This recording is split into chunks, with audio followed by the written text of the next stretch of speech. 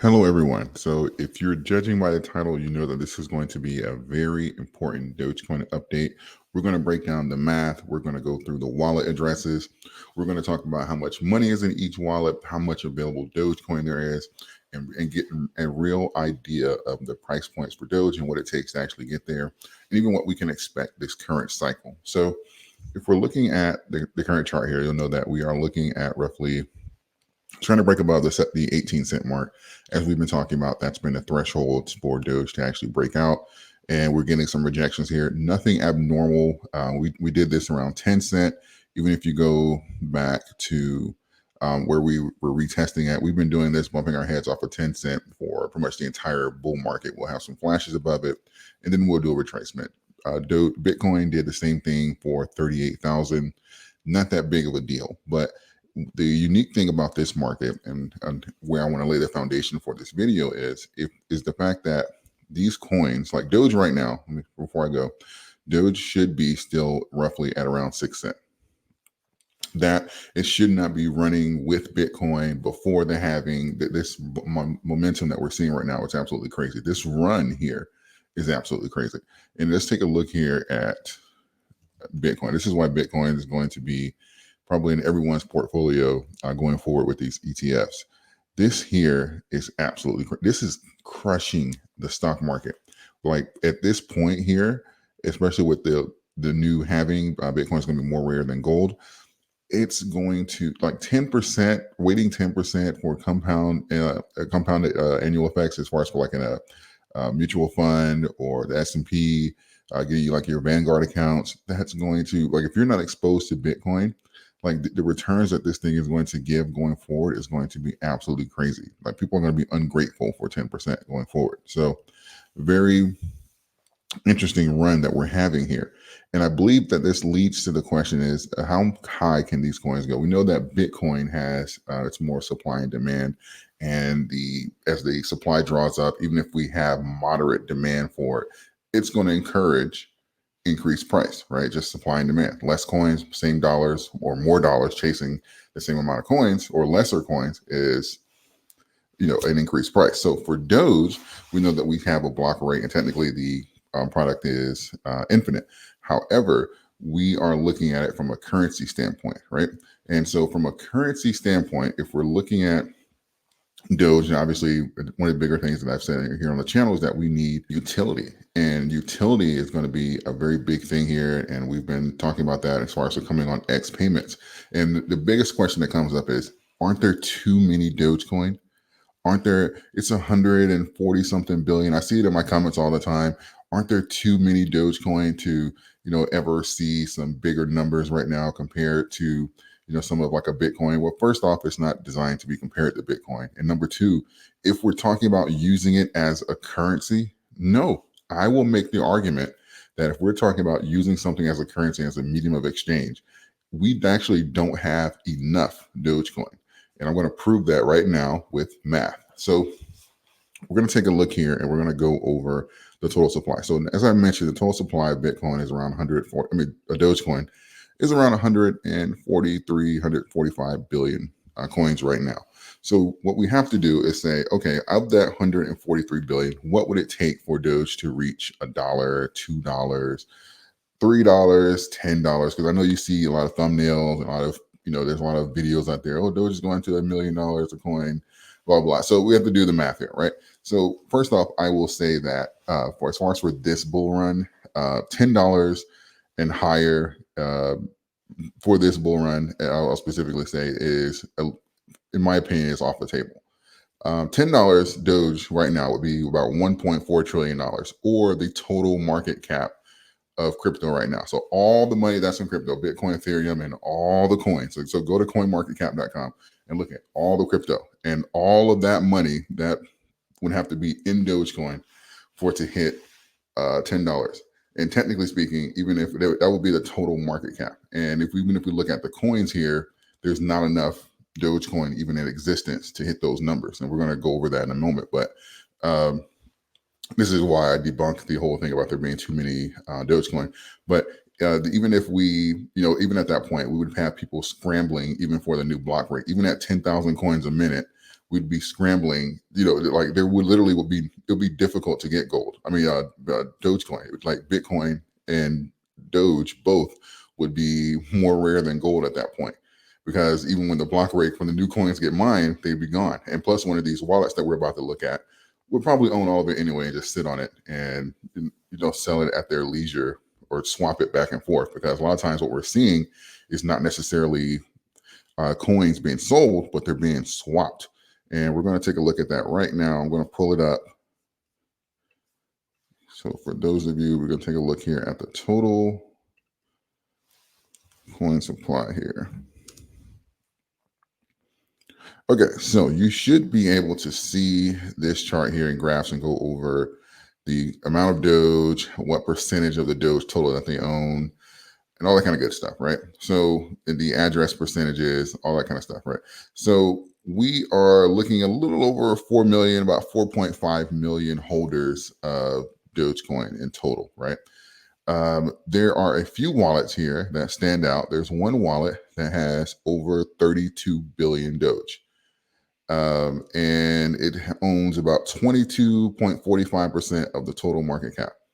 There are 13 wallets that own a total of 37 billion Doge, and they own about 26% of all the Dogecoin supply, right?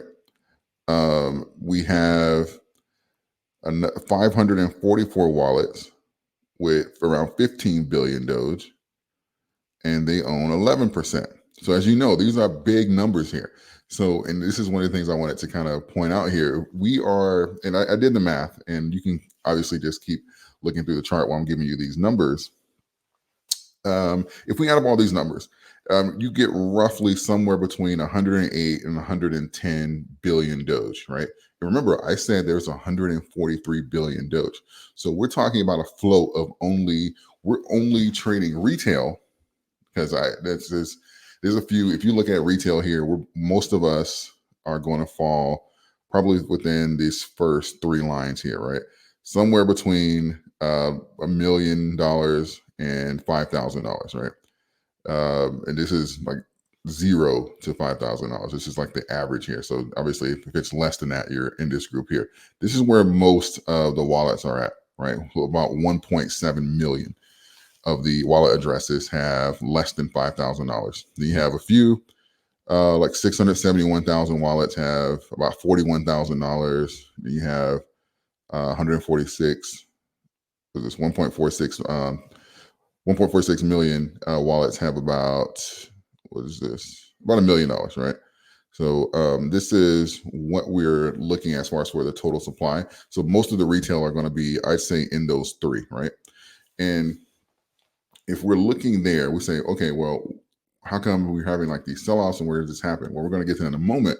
But retail in itself, we're exchanging about 30 billion of Dogecoin total supply back and forth. That is what retail is actually doing. So we're talking less than 20% of the entire market cap is even available to be purchased. So what does that mean? When people say there's too many Dogecoin available, so if we do the math, if we say there are 30 billion Dogecoin available, and there are, let's just say, 4 million wallets, just for sake here, just for averaging sake, right? Let's just say 4 million wallets. And let's just say we all said we want to have $10,000 Dogecoin. That's what we want. We want our average to be 10,000 Dogecoin. That would be an investment of roughly around $1,800 at 17 cents. At that point, there are no more Doge. Doge is gone. We're waiting on the new block rate to get to have even an available supply of Dogecoin. That's it. That's what I wanted to say, because it's not this astronomical. It's not like we have trillions of coins, and if Doge was $5 or something like that, then obviously we're talking about a more substantial investment. But because it's 17 cents, and because we actually don't have that many coins, we're talking about $1,800, and there's no Doge. So this notion that there's too many. So imagine if we are, let's just say, because obviously if we're saying, okay, we're going to have Twitter payments or use it for an exchange, how is this going to play into that? Or we're not going to have $1,800 in a Twitter account or something like that. And that's correct. But what we will have is the expansion of the coin being used, and it doesn't necessarily have to be the current number of people having $1,800. So if we're talking about let's say Doge would be the, as far as the utility, the payment of choice on X, right? And for instead of 4 million holders, we go to 8 million holders, 10 million holders, which is nothing compared to the total amount of people on Twitter. And they're just using that, saying, hey, you get a discount if you pay in Doge. That's really all you have to do. Say, hey, you get a discount if you pay in Doge. Then it's game over because everybody wants a discount. It's not something insignificant. Most people are paying $5, $11 a month for premium. It's not nothing crazy. They'll say, hey, if I can save a few bucks here, even on the annual plan, yeah, I'll pay in Doge, whatever. And then it sits inside their wallet. Or if tipping becomes available in Doge, like if I like your post, I can tip you in Doge. All of that is coin and buying pressure that's never going to, or selling pressure that's never going to return back to the wallet and back to the market. That's going to sit in whatever our wallets we use, or if Twitter comes out with wallets that we can keep on there, that's going to, not Twitter X, excuse me, that's going to sit on the wallets that we can sit in there. Then we're talking about a serious drain on what's left of those 30 billion coins. Now, all of a sudden, 30 billion coins doesn't feel like a lot because we're increasing the amount of people who are actually holding, and we're increasing the utilization of the coin. So it's not a matter of I'm buying it just to hold it one day and convert it back into fiat.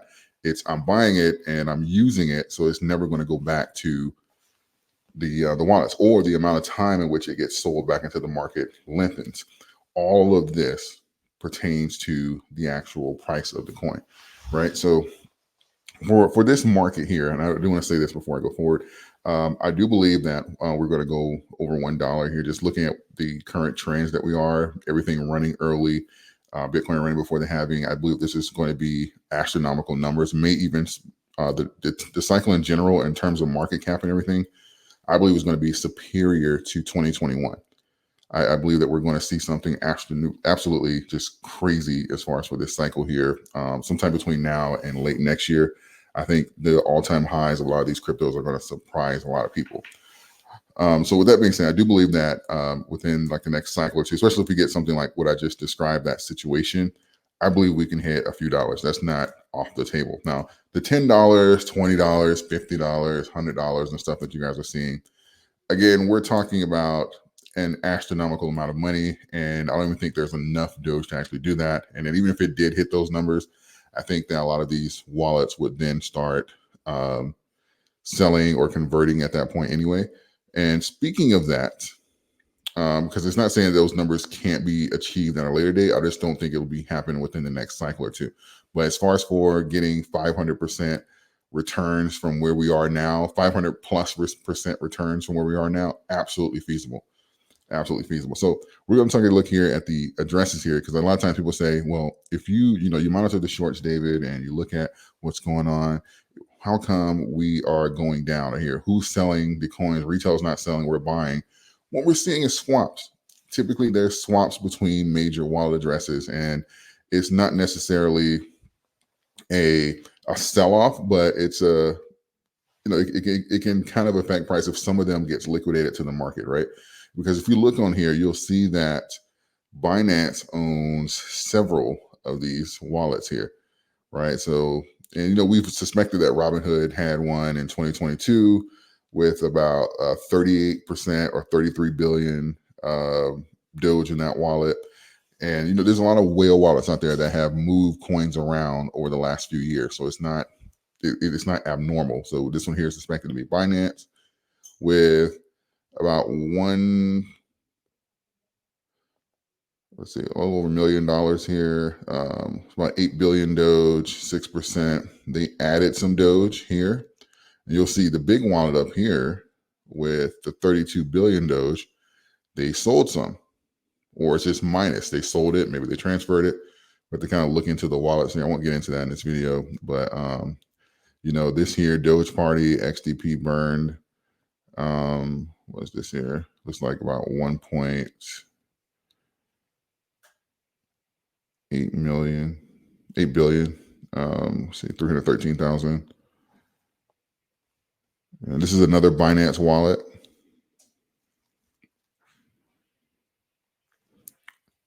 Got Kraken, Bybit,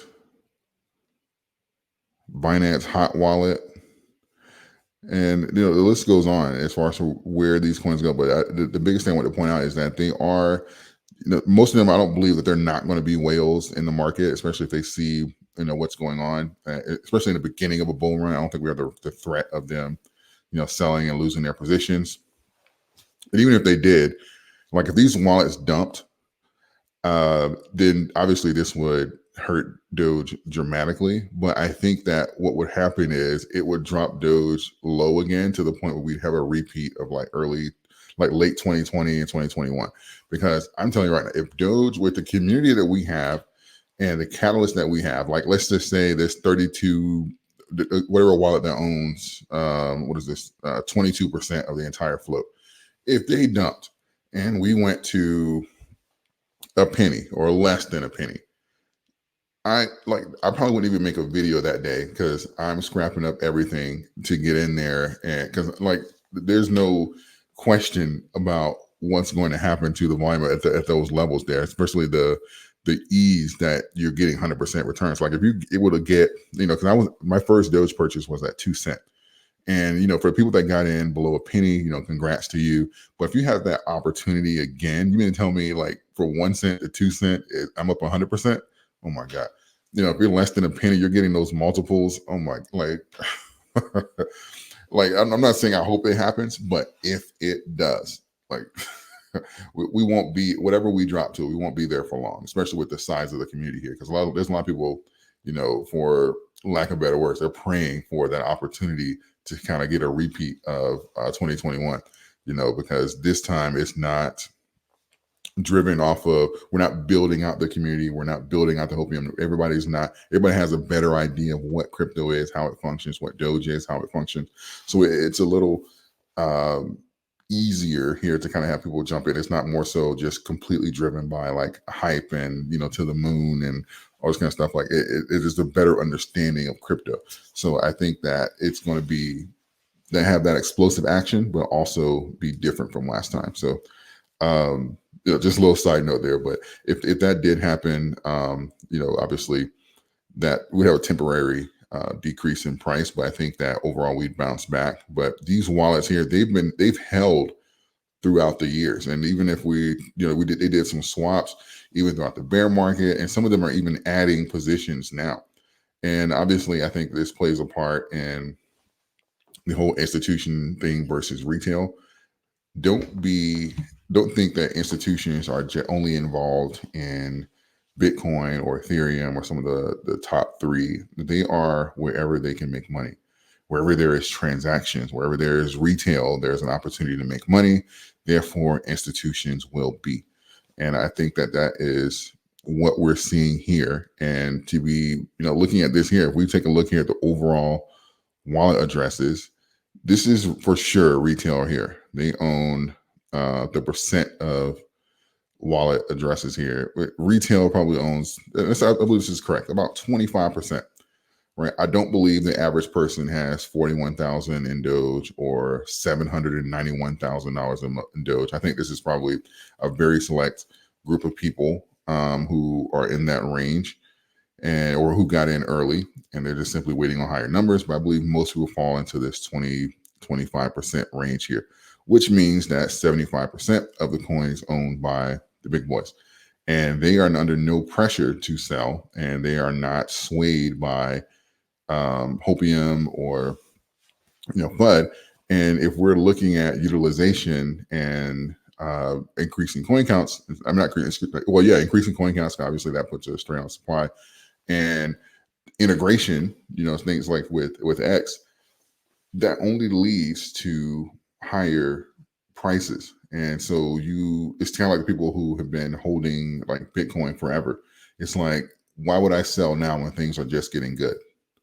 When things have improved so much, why would I sell now and give up my position?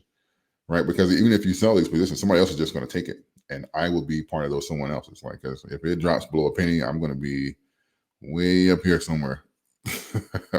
But it's really just phenomenal here if you're looking at the numbers here. So if we are talking about the numbers that are feasible for this bull run, my target, for those of you who haven't followed my channel, my target for this run is somewhere around like $1.40. We could overshoot it, but that's kind of like my range for this target here, because I believe that this run may be a little shorter just because of how early we're running.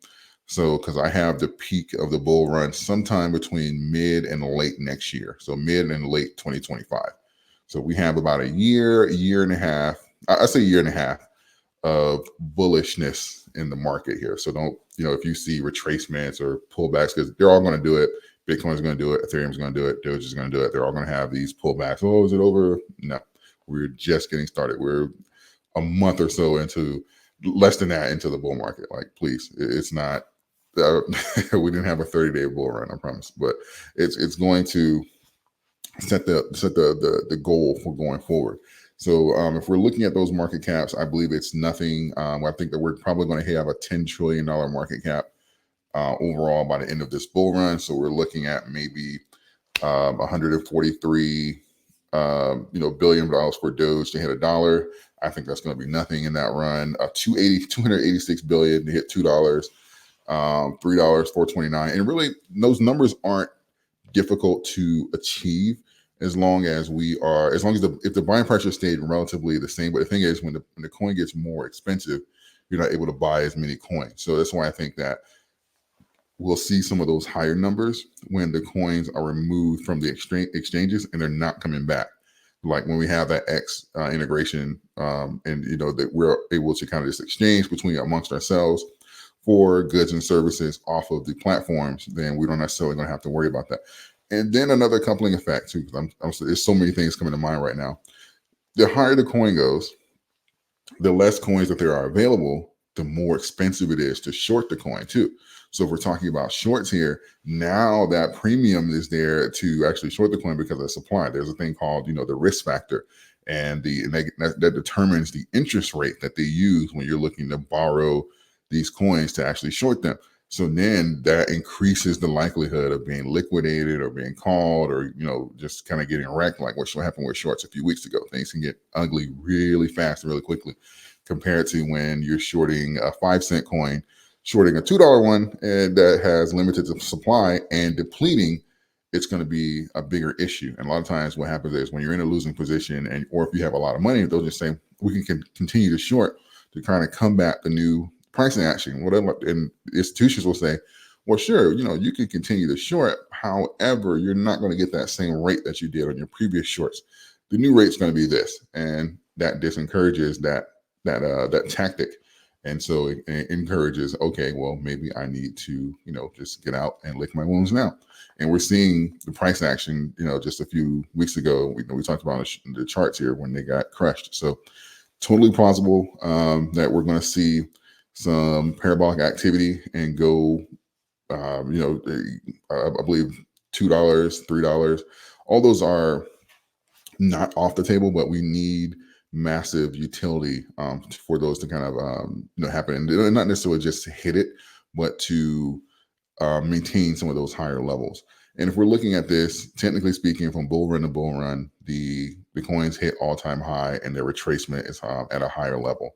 So, even at the next retracement, yes, most coins, they'll crash somewhere between 70 and 95%. That'll be their absolute bottom during the bull run. During the bear market, and then they ascend from there. But the thing is, after they ascend, they hit a new all-time high. And if you take that 70 to like 95%, that's at a higher level than the previous low. So technically speaking, what does that mean? That means that we probably won't see a consolidation of around 6 cents again. So that's kind of like the thing about the cycles here. Cycle to cycle, they build on each other. So keep that in mind. That is the math and the breakdown behind the coins. Who owns what, the wallets, the probability of these numbers here, and what it would take to actually hit them. So this did take some time to kind of put together. So hopefully you guys found value in the videos. I appreciate all of you. Thank you. We're going to hit 100,000 subscribers this year. So if you did find value, Please subscribe to the channel. If you watch my videos and you found out that you're not subscribed, or if YouTube did that tricky thing where you thought you subscribed and now you're not, just gotta make sure you subscribe. I appreciate it. And I will see you guys in the next update.